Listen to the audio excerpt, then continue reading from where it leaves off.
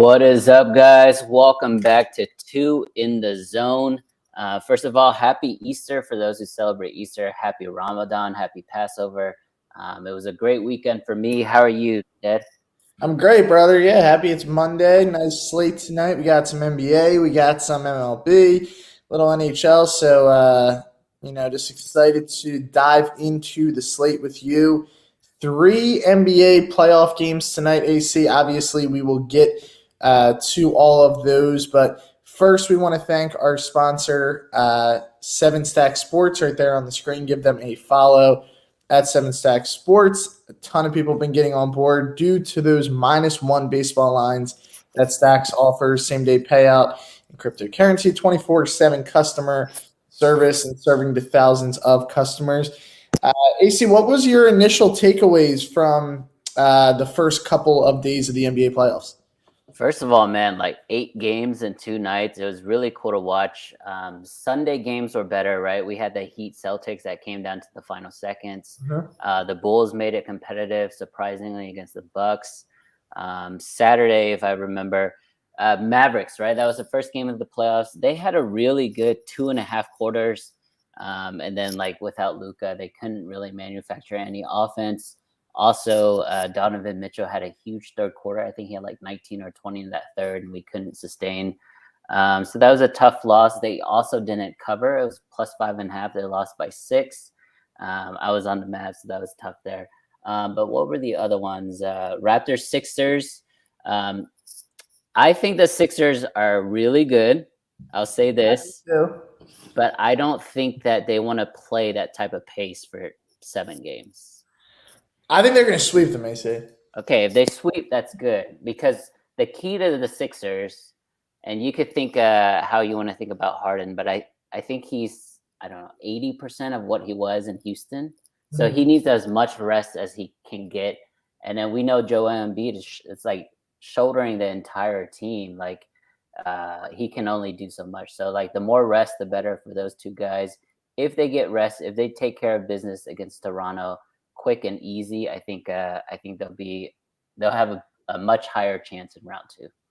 See, my most encouraging sign was Embiid only scored 19 in that game, right? Still won by 20. Obviously, Maxey had a out of body experience there for the majority of that game, 38 in the game. So I don't, now tonight Toronto is out Scotty Barnes, right? They're out Huge loss. Yeah. Derek Trent Jr. So they're down 2 starters. Thad Young, who's a veteran guy, gives them some good minutes. He is also out tonight. So this is a game tonight. The line is jumped up to 7.5. So let's get into that one first. Obviously, Philly, a beatdown on Saturday night. Really was never close. That first quarter, they built a little bit of a lead, and then they stayed there throughout the game. Toronto made a run or two in the third, got it down to 10. Philly was able to answer the call, though, time and time again. But tonight, do you think 7.5 is too many points? The total, do you lean one way? I have some props I like, but I'd like to get your thoughts first on this. Yeah, I'd love to dive into some of your props, but you know how I feel about Philly and those larger spreads, especially at home. There's been so many instances, so many examples this season where they would get up big, have a really nice 3.5 quarters, and then like just play around at the end of the fourth quarter and let the other team come back, whether it's missed free throws or turnovers. But I don't like Philly at a big favorite number. 7.5 is not too large, it's not too tall, but it's a little fishy, right? They just beat the Raptors by 20. They're still at home. Raptors are missing 2 starters, and they're still favored by less than their 20-point win. So I would lean Toronto in this game. If Toronto wants to make this a long series, I don't know if they're going to win. Obviously, Philly is one of the top teams. Joel Embiid, if he's not the MVP, he's definitely number 2. Toronto needs to run. They just need to keep the pace quick and just try to run James Harden and Joel Embiid up and down the court, make them play defense. Obviously, that does play into the hands of Tyrese Maxey, though. That kid is a stud.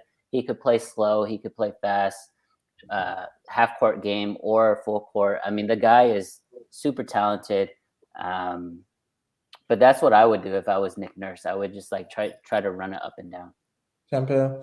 Someone in the comments has said he has 5K on the Sixers tonight, so that's a large wager there. I don't know if I'm assuming he means spread because money line, obviously, that won't pay much back. But I'm with you there on the Sixers as far as a side goes. But I'm going to go to a prop here. I see a lot of Twitter action on this guy tonight, which sometimes I don't love, but OG Anunoby tonight. I'm looking at his points, rebounds, and assists at over 24.5. Okay. Simply due to, now he's their third scoring option. Trent out and Barnes. Yeah, those two. So you're down two starters, and this is a team who already plays a short bench. Their starters play the most minutes in the league. So Anunoby's going to be in for the majority of the game. They're going to need their guys. Obviously, Van Vliet and Siakam are their 1 and 2 options scoring. But, 24.5 here, you see, he could get this from a scoring standpoint purely. I think he's going to be involved on the boards. They're not a very big team to begin with, so they don't have a true center. So they're going to need him to hit the boards a little bit.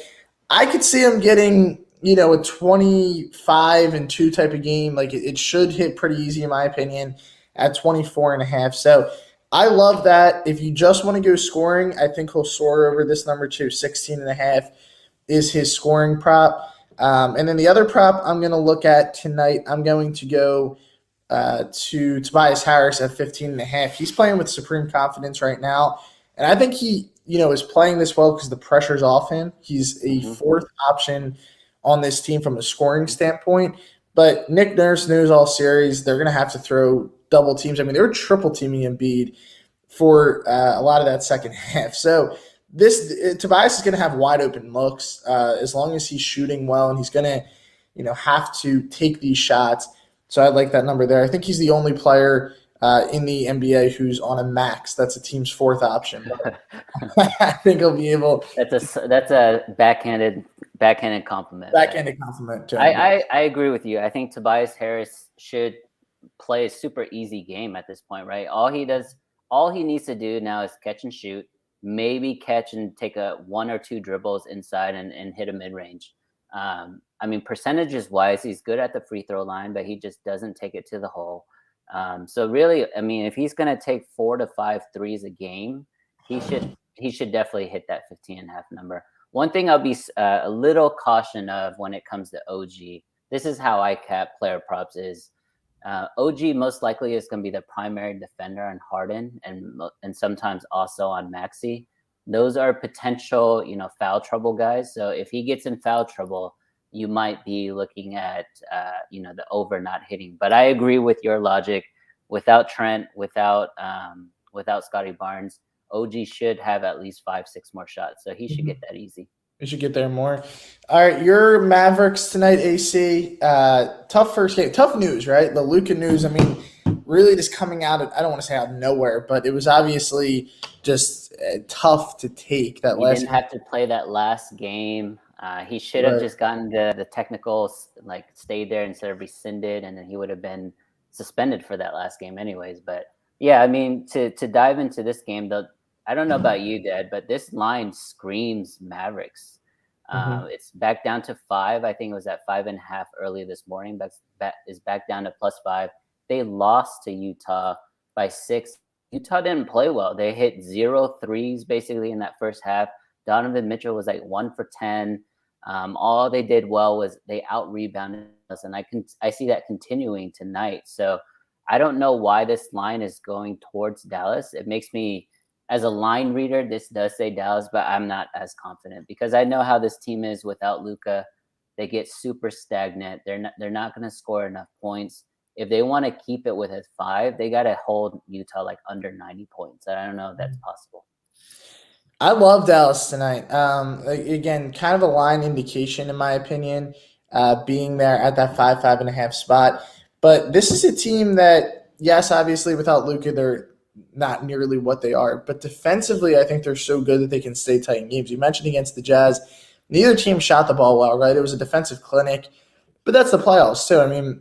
These teams clamp up a lot more in this time of year. But this game tonight, if they lose this game, the series is over, in my opinion. If Even they if win tonight, so let's talk about hypotheticals. If they lose, yeah, it's most likely a sweep. yeah, Luka's not going to come back if they're down 0-2. But let's say if they win tonight, they go 1-1 back to Utah. When do you sit Luka in Game 3 and then just gear him up for Game 4? try and steal it. Well, yeah, it depends. I mean, if he can go, I'm pushing him as much as I can, right? But yeah, I think that if they win, like so tonight, you're playing desperate, right? Like you need to win this game. This is the series, Even yeah. if Luka plays in Utah, you're probably not taking two. Like Utah's still a really good team. Yeah. So I think you're going to see, a well motivated team tonight. I love Jalen Brunson, Villanova guy. I think he runs their offense really well. They're just going to need to step up and hit shots, right? They're going to need to have guys step up who maybe typically aren't. There's guys who put up a lot of points. Your Mavericks better than me, but Yeah. I mean, how about would you sprinkle Mavs on the series plus 500 at this point? Well, the issue for me is I feel like nobody knows Luka's true status. Like I don't think he's playing. that's it. I feel the same. I feel that he's done. Like he's shut down for the series, but they're kind of hoping to hold on to something. So if I know, maybe if there's like a Game 7, he might come out and play. But even then, he's not going to be 100%. and it's just bad for bad. Like nobody wants to see. He's one of the most exciting players in the league. It's just tough. Yeah. I mean, I think they were going to win this series with a everyone chose Dallas, right, with a healthy Luka. One series we didn't talk about, just really, really quickly here, Dad. But it was the upset of the weekend. The Timberwolves went into Memphis and beat the Grizzlies by like 15, 20 points. I think it's a great price to get on the Grizzlies right now for the series. It's minus 120. That was Ja's second game back after missing like 20 games. So I think it's good value for the number 2 seed, minus 120 on the series. I don't know what you thought about that. Now I'm in alignment with you. I actually gave that out on my morning show with Odds Checker. That was Nice. one of my bets. So I think I don't know if you saw Ja's tweet. He tweeted out the Jordan video of it's just one game from the last dance. So this is the thing with the Grizzlies. They play carefree. Now that first game could have been a little bit of that first time the moment got to them. Minnesota's an experienced team. That's the one advantage they have. Russell's been around. Cat's been around now, right? Patrick Beverly. Like they have guys who are well traveled. The only real young player is Edwards, and he's another one who just doesn't seem scared of the moment. Yeah, and they've been playing. They played in 2 play-in games just then, whereas Memphis took a week off. So I mean, I thought the results were pretty expected in my opinion. But I think the better team all year obviously has been Memphis, and I think it's a great price to get into right now. Yeah, I'm with you going with them at this point. So that Mavericks game, AC, I think that their spread is my favorite look. I hope you're right, man. I hope you're right. I hope I am too. I might go to the game tonight. We'll see. Oh yeah, it could bring some good luck to them. Yeah. Final game of the night: Warriors and Nuggets. The Mickey MVP, Nikola Jokic, if they're going to give it to him again. Didn't really show up that first game, AC. I don't want to hear it. They lost by 16, 25, 10, and whatever, 6. Draymond clamped him, man. Draymond clamped him down. He did, and Jokic was getting cooked on defense. But the Warriors, all of a sudden, I think a lot of people forgot how dominant this team was when they were fully healthy, even when they weren't at the beginning of the season without Clay. Now you have the big 3 back together. Steph's playing, Clay's playing, Draymond's playing, Jordan Poole has just come onto the scene. I mean, first of all, that was a robbery that he wasn't even in that final list for most improved player. Here's the thing with most improved player, real quick. How's Ja Morant winning it? Yeah, when he was already an all-star. Yeah, like last year he was a borderline. Like he was one of the best. He was number 2 pick. Like it's not like I don't think he should have been in that race. I mean, DeJounte, I think, is a great candidate. Poole would have been great. Maxey would have been great. Like I think they screwed that up, but I don't know. Garland was a good candidate. They change that award every year. Like some years it's really young guys. Last year is Julius Randle. Julius Randle is like in year 8, and you're gonna give him like most improved. Like it's a weird award. I agree. It shouldn't have been Ja Morant, but I think they wanted to give Morant some type of award, even though he missed 30 games this year.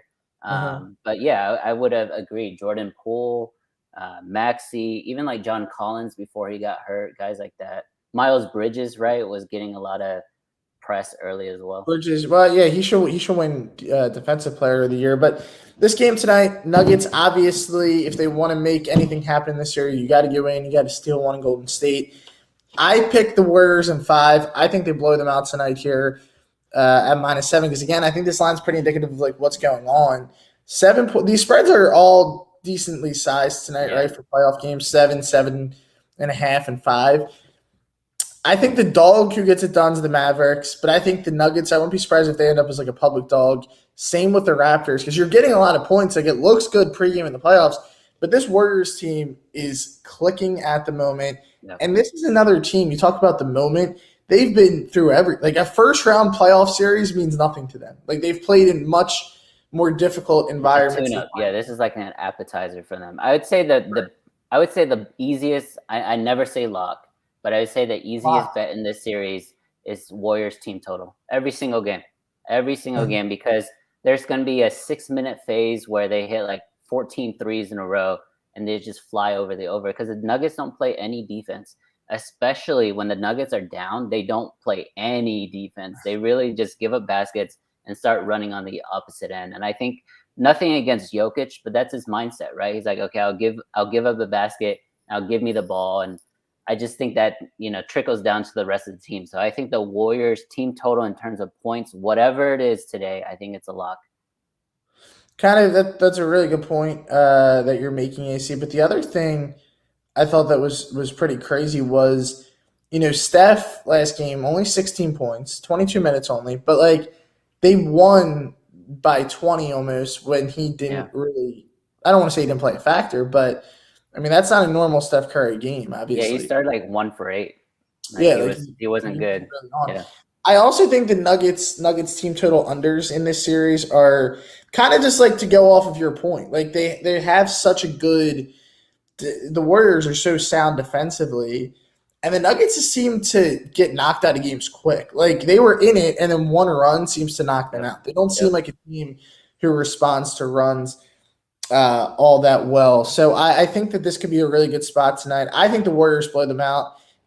Also, I like the Nuggets team total under. One player prop that I was looking at is Klay Thompson under 23.5. I love Klay, but I think the last game. That's a lot. Yeah, that's a lot. It's a lot for a team that loves to, spread the ball around, right? Like Wiggins can score. Steph's going to obviously score. Poole's going to put up a lot. I don't want to say he's a fourth option, but he's really not. Like I guess technically he's still their second scoring option, but he's not a true second scoring option. Yeah, it's a system, right? There's really no 1, 2, 3 option on that team. When it's close and they need a bucket, like they'll go to Steph. But you're right, like in the flow of the offense, anybody can shoot the 3. Right, exactly. Yeah, so I don't see it as I see this as a really good value spot to take a Klay under in tonight. So that's going to be my strongest lean in that game. All right, the super lock here is Warriors on the series -500. That is not losing. That's not losing. That's not even the highest spread. Like I think Phoenix is like -2,000. Miami is Miami's -750. So I mean, this is -500. All those super juicy. That's a lock. Yeah, it is free money. So maybe if you're like a millionaire out there and you want to make, just something, if you're bored, even if you have $1 and you want to make 5 cents, I think it's fine. Sometimes you need those, but I've done that where it's like a momentum bet. Like you're like, all right, I need to hit something, and here I am. So I'll put this up. All right, AC, time for our best bets segment. Again, guys, the reminder that these episodes are sponsored by 7 Stacks. This is I double checked. This is episode 97. So next Monday will be 100. Okay. So we're getting there. We'll have to do something special for that. But give them a follow on Twitter, guys. Best Sportsbook. I have a lot of people, been signing up through the MLB season because they do offer -1 lines for baseball, which is so key when you're trying to bet, some heavy favorites, lower that juice. All right, best bets time, AC. We have 3 NBA games. We have a decent-sized MLB slate also. I know we wanted to just dedicate this episode to the playoffs, but even if you want to, go to the diamond or to the ice, what do you got for us tonight? All right, I'm gonna go with. I'm gonna stay there with the Warriors team total tonight. Let me get the exact number for you guys. Game props, team totals. Warriors over 114.5. I think they'll get that pretty easily. I think it's going to be a pretty high scoring game.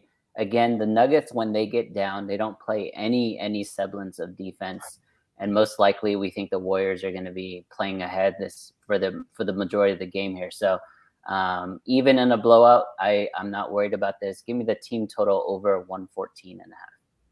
All right, I love it. And then I'm going to go to the Diamond. I'm going to go with the Cleveland Guardians today. They have Bieber on the mound.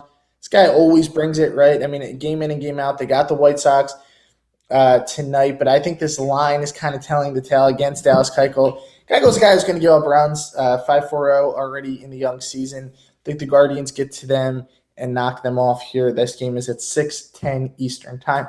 All right, guys, we will be back with another edition of Two in the Zone tomorrow. We will let you guys know the time, like the 1 or 2 in the afternoon. A little bit earlier episode today, but if you guys missed it and you want to watch it back, you can watch the whole thing. Again, thank you to our sponsor at 7 Stack Sports. Give them a follow, send them a DM, get hooked up with the best sports book on Twitter. We'll see you guys tomorrow.